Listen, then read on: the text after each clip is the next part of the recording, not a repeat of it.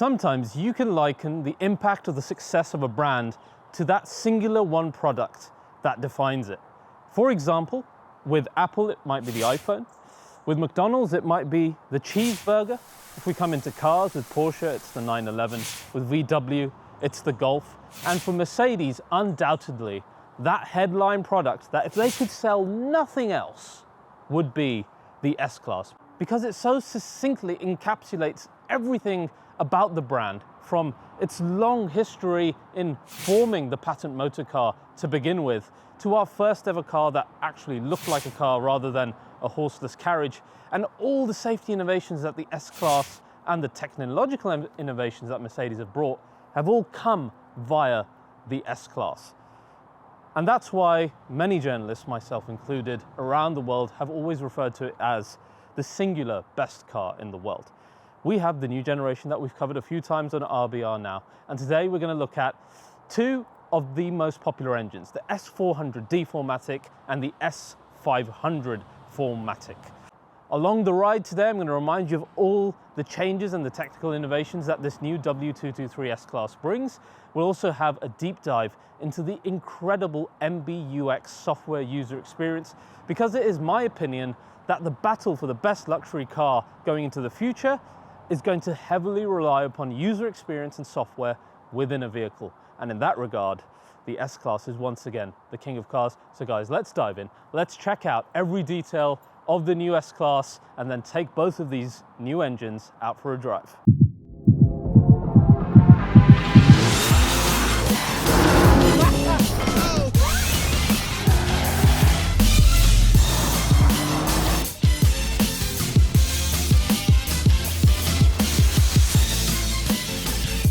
I really can't believe this sponsor keeps coming back. But today's episode is once again sponsored by Manscaped. Your jingle balls will thank you. They wanted me to say that because, you know, Christmas. Anyway, Manscaped have created the perfect male grooming package with this Performance Package 4.0. I'm going to run you through it. I've got a really great offer for you guys. So guys, here is the Performance Package 4.0 with the very aptly named Lawnmower 4.0. I love their naming, it's fantastic. Manscaped, landscape, lawnmower, so clever. Anyway, this has got LED, because you need to see down there when you're shaving, and it's got skin safe technology, it's waterproof as well. You've got a ball toner here, you've got ball deodorant as well. You get 2 free gifts with the code I'm going to give you, which is anti-chafing underwear and a travel bag kit. At the bottom there, and one of my favorite bits is the actual stand where you can put the lawnmower on. In addition to all of that, they also do the weed whacker, which is an ear and nose trimmer. Again, fantastic. And a new product are these, the Shear 2.0. Like I said, covering everything for male grooming. Let me show you this, and you can see when you flip this open, so many tools here for your grooming purposes. Really quite fantastic value. So there you go guys, a great gift for yourselves this holiday season. Go to manscaped.com, use the code RBR, you'll get 20% off plus 2 free gifts. Please support our sponsor guys, and a huge thanks to Manscaped. Okay guys, a refresher all about W223 new S-Class. What has changed? Well, first of all, the size hasn't changed that much versus the previous car. This is the long wheelbase that we have here today, but the interior occupants, both the driver and the rear passengers, actually get more space. Now, when we talk about the body in white, we've got more use of aluminium than the S-Class has ever had before, with over 50% usage. And this time, within the construction, particularly with the surroundings of our windowsills, we've got more singular piece structures rather than things with joints to allow less noise, less wind, etc. getting through. And we've got far more noise insulation installed throughout the body panels of the car as well. So a really great start in terms of making this a proper luxury quiet car. Then you look at the aerodynamic value. Despite the car having a larger front end, it's 0.22 CD, which is almost the most aerodynamic car in the world. The title of that actually held by the electric version of the S-Class, which is the EQS. That is the most aerodynamic. But for a more traditional shaped car to hold that value, again, what a great start for the S-Class. Then of course, S for safety, so important with S-Class. This version has rear airbags because the rear occupant's so important for both S-Class and for my back. So big innovation in terms of safety for the rear passengers thanks to that. Then we have something called digital light, which is actually fascinating. These lovely lights that we have on the new S-Class here, within them we have 1.3 million micro mirrors and 2.6 million pixels that provide the light. And they provide it in such a detailed way, thanks to those pixels, that it also allows for road markings on the ground, for example, to show the width of the vehicle, to show warning signs for ice or roadworks, or warning signs for people on the road as well. It's highly sophisticated, and again, another innovation brought on by the S-Class.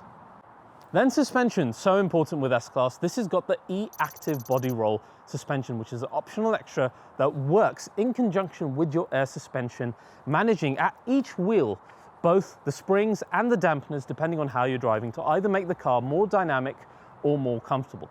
Now, this is something that a lot of manufacturers do dabble in as well, but check out the safety innovation in the S-Class. If the car thinks that you're going to be T-boned by another car, it will raise the side of the car up in order to protect the passengers and for the impact to be on the lower end. And this, guys, is what S-Class is all about. It's safety innovation, and it's so important, goes to the core of this product.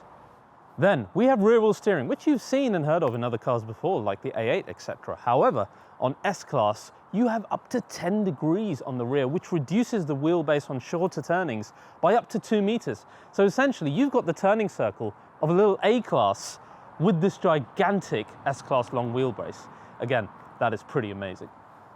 We'll get more into the interior infotainment system later, but just a note on the heads-up display, which actually appears to the driver as big as a 77-inch monitor, which is pretty amazing. And then the brain of the car, MBUX, Mercedes-Benz User Experience and Interior Assist, is incredible. It takes the luxury experience to another level. It's like having a brain in the car that's consistently watching and learning what the driver likes to do and then saving it to the user profile. We'll go into a deep dive on that in a minute. Then a word on the hybrid S-Class. There is a plug-in hybrid available of the S-Class, and that is the S580e. It is in fact an inline 6 engine, and it produces 510 brake horsepower, over 700 Newton meters of torque, 5.20 to 60. But what's really impressive is that the EV, electric only mode, gives up to 100 kilometers of electric only range. When you think about it, that's like a third of what a fully electric car like the Taycan. So again, S-Class bringing the hybrid game forward in terms of range as well. In terms of variants, don't expect any S Coupe or Cabriolet.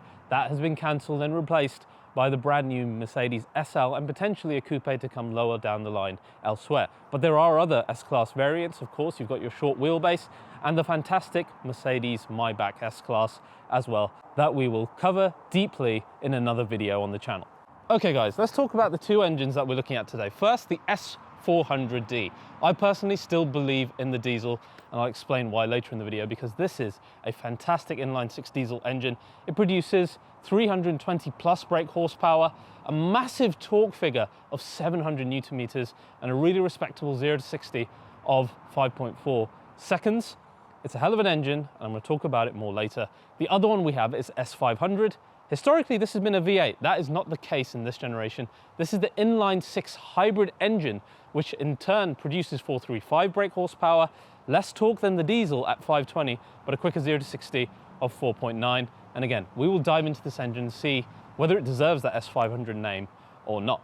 In terms of the design of the S-Class, it's an evolution of the last W222. You can see a sleeker, more aerodynamic front end, less lines on the side, especially with regard to those awesome flush door handles that are such a signature of S-Class and now flowing into other cars like the new SL as well. You take a look at the rear of the car. Again, sleek, probably the best application of the new rear lights on a new Mercedes, in my opinion, other than something like the SL. So the design, really nice, but immediately recognizable as S-Class, particularly in obsidian black.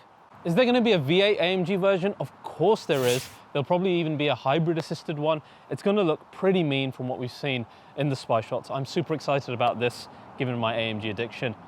I think it's going to be one hell of a car. Okay guys, first party trick with S-Class. As soon as you approach the car with the key as the driver, those door handles open up for you.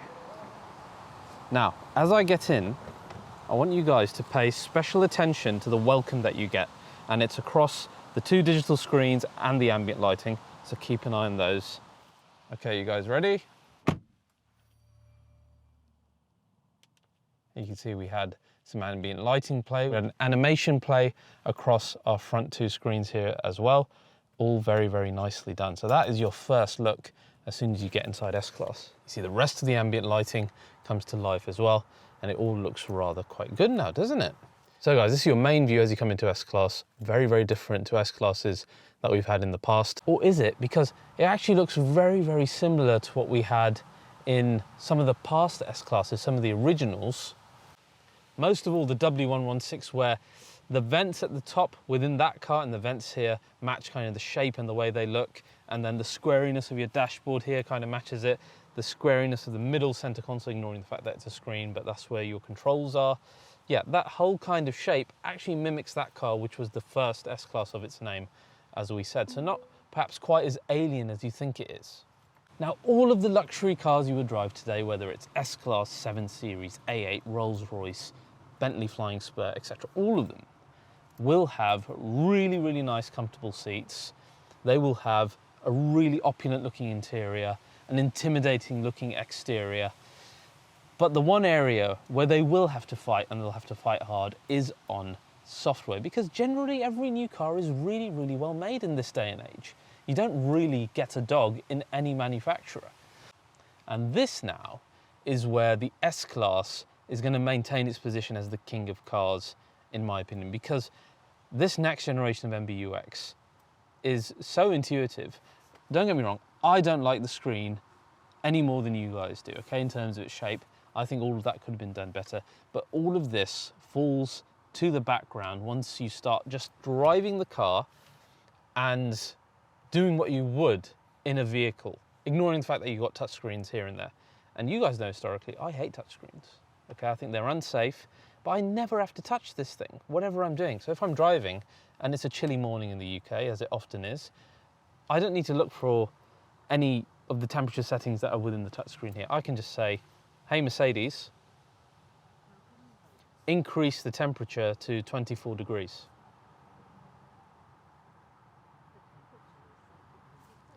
So there you go, the temperature is now already set to 24 degrees, and the vocal assistant is actually still listening to me. Look, it's pulsating. Now what's great about the vocal assistant is how it interacts with the ambient lighting while you're talking. And let me show you that now. Essentially, these light bars will pulsate around the person who is talking, whether it's driver, passenger, or rear passengers, because the car is constantly watching and it's constantly listening, and it knows who is talking to it. Hey Mercedes, take me to Heathrow Airport. Here is what I found. Where do you want to go? 1. I am calculating the route. And change the ambient lighting colour to red. Okay, I'm changing the colour. And turn on my heated seat. Seat heating is on. So there you go, you can actually keep talking, you don't need to use the command, hey Mercedes, again and again, because the car will just continue listening. As you can see, it's still pulsating in the back, seeing if I need to give it any other commands, which is brilliant. And it makes the car, like I said, when we're talking luxury, when we're talking user experience, it's all about how easy it is to use a vehicle. And calling the vehicle again and again is not user friendly, whereas when it keeps listening to you and it's smart, that's the best way to do it. The spec of this particular interior is actually fantastic. This car, of course, the AMG line, so we've got the nice AMG line steering wheel here. I say nice, I don't like the touch buttons here. I prefer the ones on the older steering wheel, but the actual shape of it, it's quite sportive, and I know a lot of people do like it. Then you have your 2 digital screens, particularly that one, which is very famous indeed.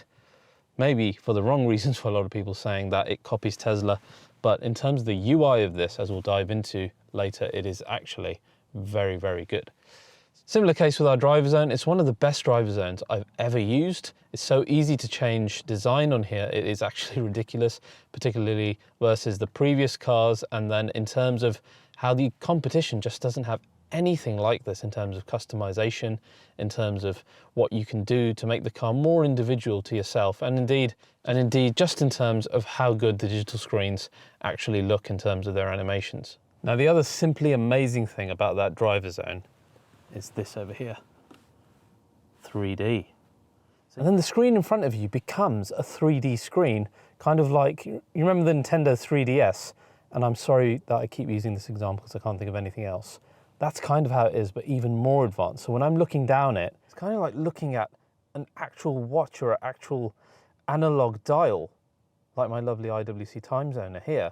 So when I'm looking down that sport design barrel, those circles on the side, like the ones furthest on the side seem closer to me, and the ones further back look further away, and you actually get that entire tunnel look. And similarly with like the side elements, for me, they pop off the screen.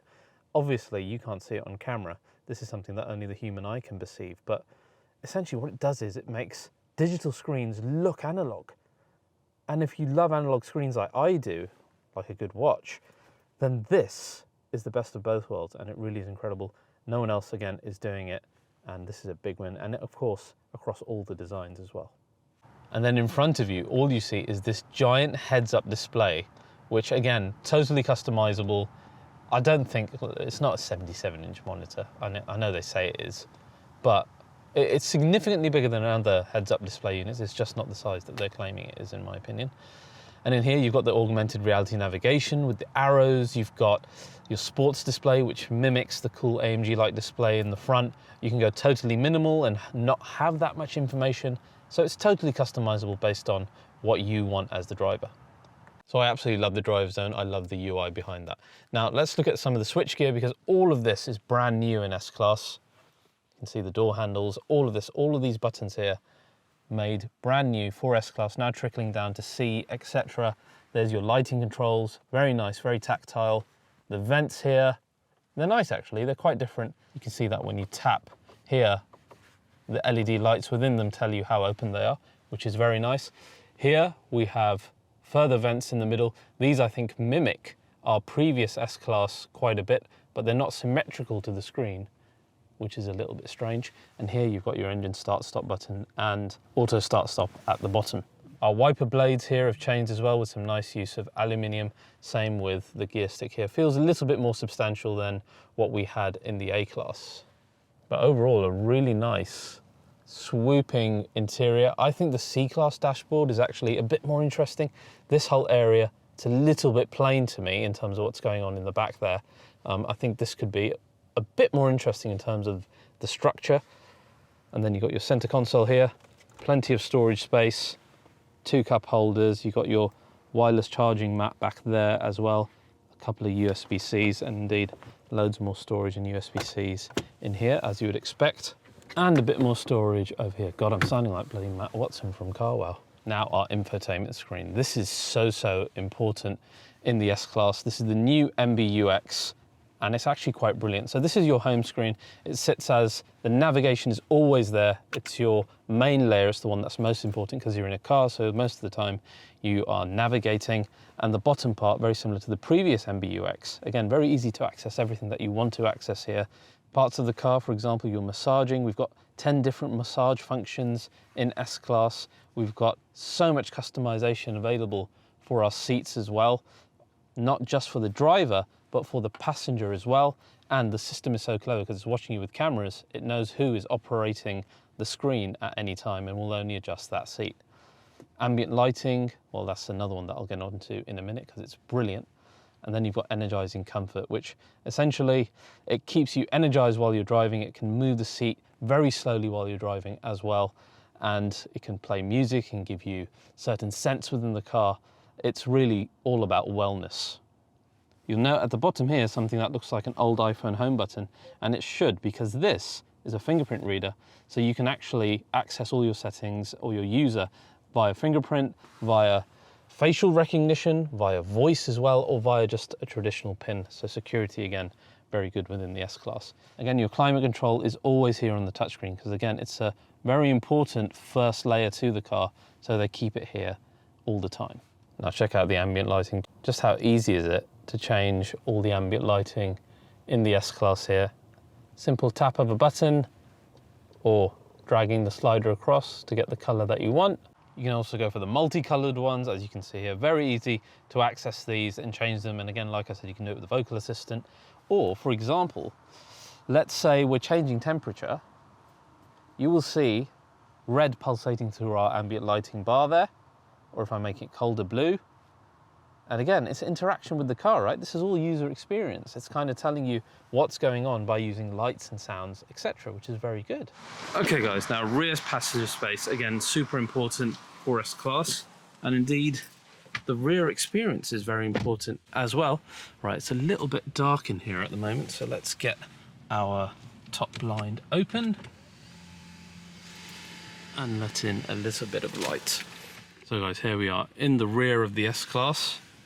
Again, very nice finishing. You've still got your thick ambient lighting bar here, which again, it works with the vocal assistant as well.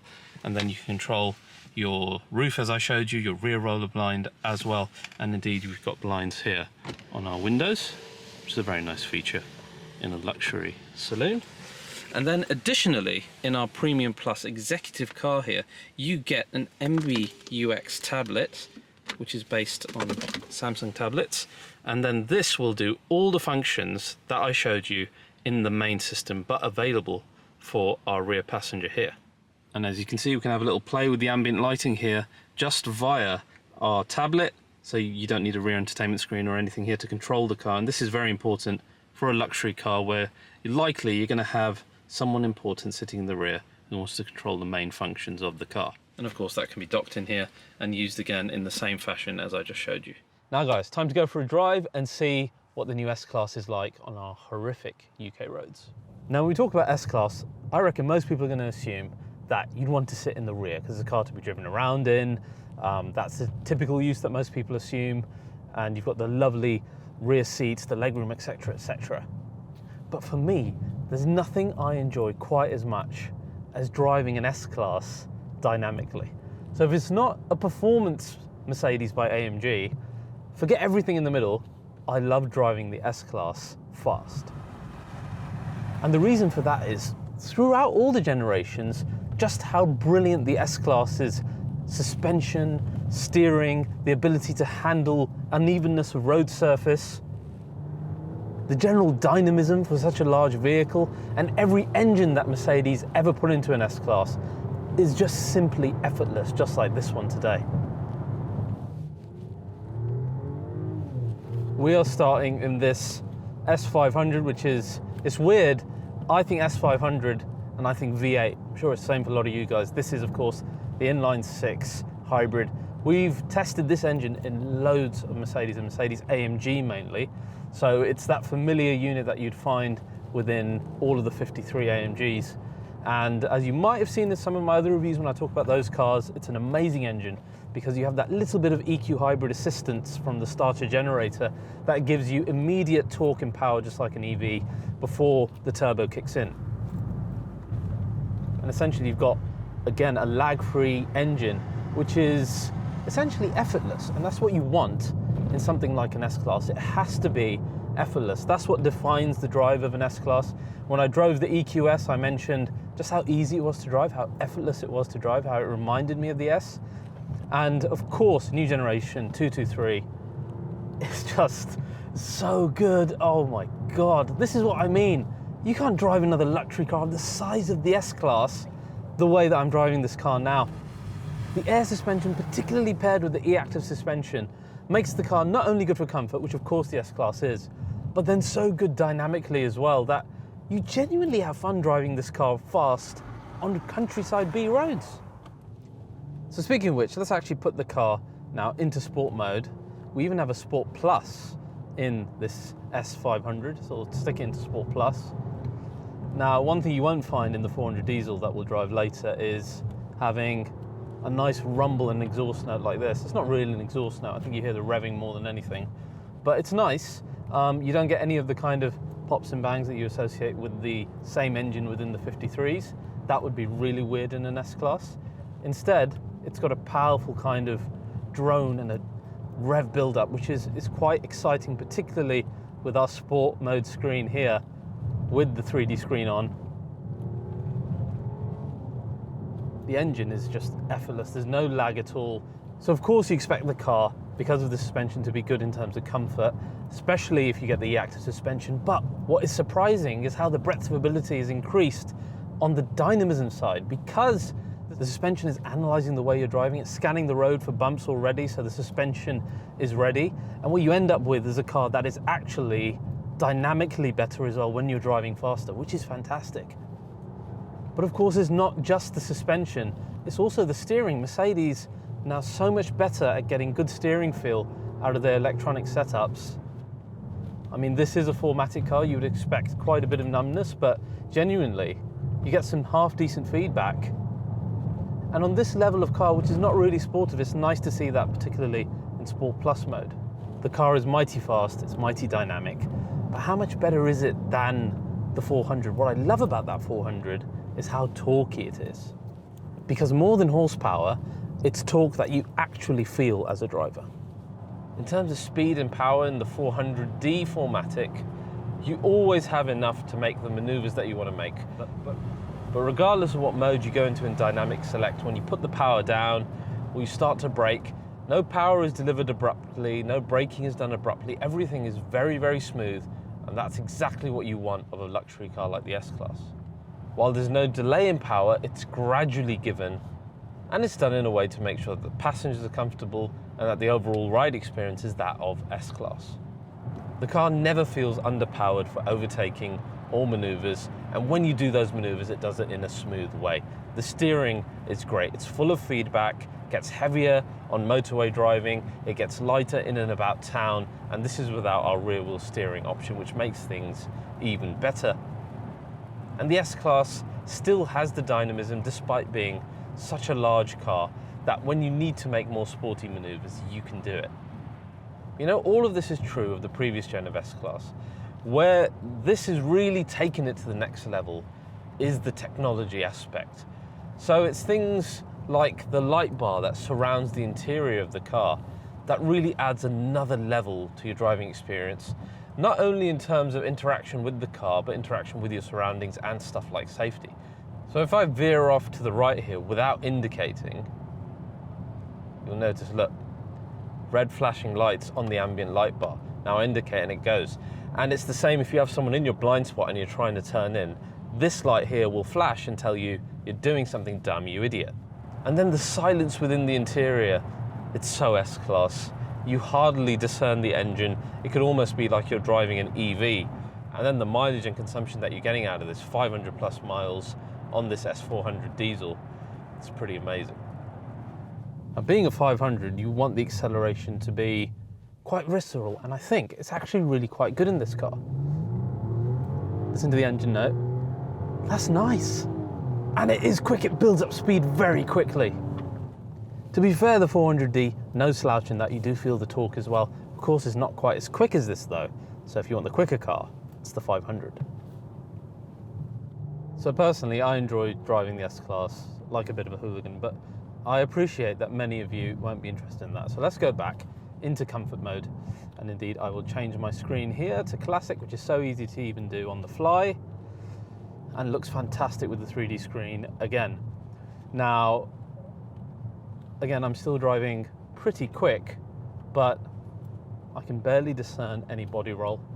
The roads in South Bucks, and I'm sure you can perceive them a little bit from my camera here, are absolutely god awful, but I can't perceive anything in here. I'm going to go on top of some bumps on purpose. Yes, I can hear the suspension. Can I feel anything? I can't feel anything. And it's so quiet. I mean, when it's in comfort, it's almost as quiet as the EQS was, and that's a bloody EV. And this is your S500 now. Then you turn on driving assistance package, and even on a country road like this, the S-Class is just effortless. I don't need to actually do anything. I'm just kind of totally chilling out here. There is no safer or better car to drive autonomously than this. Forget about your Teslas and your autopilots and that. I mean, that is a very badly named system, because this is not an autopilot, is it?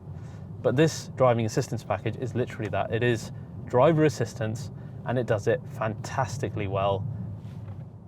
I can see now on my augmented reality navigation in the front that the A-Class in front of me is being highlighted by it in green. It's just such a clever system. Seriously, is that not incredible how the HUD and the driving assistance work together? And again, this is luxury to me. It has to be software as well. It has to be software, hardware, and all the usual stuff. We've got the biggest wheels available on this car at the moment. Still, the air suspension of the S-Class is, as always, legendary. It's such a comfortable car to drive. It's such a comfortable car to be driven in. And you can now see why Mercedes Maybach didn't even have to make any major changes at all. In fact, no technical changes in terms of suspension made in order to make the Maybach version of this car. As I always say, such an easy car to drive, S-Class. You immediately get an idea of the shape and the dimension of the car, even as an amateur driver, because there's so much communication. It's easy to drive fast and it's easy to drive slow in. The only thing I'm sad about, now I've driven 3 or 4 S-Classes now, at least since it's launched, I still haven't had the chance to drive one with the rear wheel steer. So I could perceive a bit of that better stability in high speeds and some of that shorter turning circle, you know, in low speeds, apart from the Maybach, which did have it. But of course, that's a different type of car. You really don't drive it the way I'm driving this. So again, there's still one thing to discover. I'm sure it will make the car's dynamic ability even better. Sadly, I can't tell you about that today. Now the question now is S400d or S500, which is the one to go for? Despite how nice this engine is, and I am a big fan of it, I'm still a big believer in the diesel. Partly because the S400d has such a fantastic torque figure, which is so much higher than the 500, and that is really what you feel when you're driving. And it is an absolutely wonderful feeling as a driver. The car never feels slower than the S500. And of course, you have the inherent benefits of a ridiculous range number thanks to such an efficient diesel engine. But it's a diesel engine that never sounds that way. It's always quiet, it's always refined, just as it's always been in the S-Class. And it's just simply the best engine choice possible, in my opinion, for the standard S-Class. It's going to be the most popular, it should be, it deserves to be, and I just wish the diesel would survive longer. Otherwise, if you have your heart set on a mild hybrid, as we've tested in the 53 AMGs, this is such a capable engine in the 500. No lag whatsoever, a nice rumbly engine note as well. But where the S-Class stands out now is the luxury within technology element that we've been talking about. It's the things that you just won't find in any other car, not just of this class, but of any class. And it's those things that you end up missing when you go elsewhere. And the fact is, it doesn't matter where you go elsewhere, Rolls-Royce, Bentley, BMW, Audi, Tesla, none of them have the luxury within technology that the S-Class has. So I've really enjoyed driving the S-Class a bit more dynamically, finally here in the UK now. I love this car. It is still, to me, the king of all cars. If Mercedes could only make one car, it would be this one, and I think we all would be happy about that. I hope this has been useful for you if you've been weighing up the different engines as well. If you've enjoyed this episode, please do like, and most of all, subscribe to RBR. Hit me a follow on Instagram as well to keep up with the daily behind the scenes at RBR. And to sign off, I think I'll do what I enjoy doing, and that's driving the S-Class like a hooligan. See you guys next time.